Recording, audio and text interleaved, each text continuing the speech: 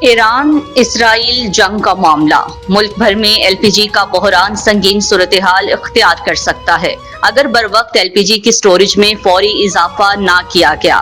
L P جی distributors ایسوسی ایشن کے چیئرمین عرفان کھوکھر کے مطابق پاکستان میں ایل پی جی کا تاریخ ساز شارٹ فال کا خدشہ پیدا ہو گیا ہے۔ ایران اسرائیل جنگ کی وجہ سے بارڈرز بند ہو چکے ہیں، جبکہ حکومت ایل پی جی کی امپورٹ کے لیے فوری طور پر خصوصی بندوبست کرے ورنہ پاکستان میں ایل پی جی کا شارٹ فال شروع ہو جائے گا۔ شارٹ فال کی وجہ سے ایل پی جی مافیا بھی سرگرم ہو چکا ہے، جس کی وجہ سے ایل پی جی کے گھریلو سلنڈر کی قیمت 5,000 سے 6,000 روپے سے بھی زیادہ ہو سکتی ہے اور فی کلو کی قیمت 450 روپے سے 500 روپے تک متوقع ہے، جبکہ کمرشل سلنڈر 20,000 روپے سے 23,000 روپے تک پہنچ جائے گا۔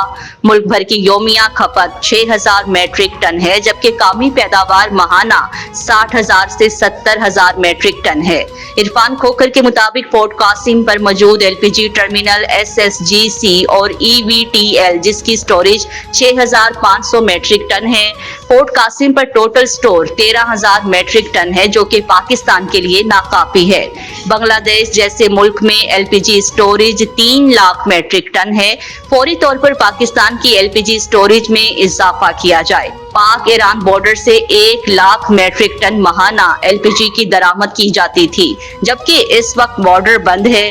پاکستان میں ایل پی جی کی مقامی پیداواری کمپنی او جی ڈی سی ایل کو مافیا کے ہاتھ سے حکومت اپنی تحویل میں لے۔ سوئی سودرن پارکو سمیت دیگر کمپنیوں کی ایل پی جی پاکستان کی تمام ایل پی جی مارکیٹنگ کمپنیوں میں پی پی ایل کے فارمولے کے تحت بیٹ کے ذریعے تقسیم کی جائے۔ او جی ڈی سی ایل اس وقت گیس مافیا کے ہاتھ میں مقامی پیداواری گیس زمین کھا گئی یا آسمان نگل گیا۔ کہاں ہے؟ تمام ڈسٹریبیوٹرز اور دکانداروں کو چاہیے کہ اپنے سٹاک فل رکھیں۔ چیئرمین ایل پی جی ایسوسی ایشن پاکستان، ہماری جانب سے وزیر اعظم پاکستان اور وزیر پیٹرولیم کو درخواست لکھ دی گئی ہے۔ پاک ایران بارڈر بند ہونے کے بعد پاکستان کی پیداوار جو ایل پی جی ہے اس کو زمین کھا گیا ہے، آسمان کھا گیا ہے۔ آج ملک میں ایل پی جی معیار ہوتی جا رہی ہے۔ یہ اگر یہ سلسلہ رہا، اگر حکومت نے امپورٹ کا بندوبست نہ کیا تو ایل پی جی 500 روپے کلو سے بھی تجاوز کر جائے گی۔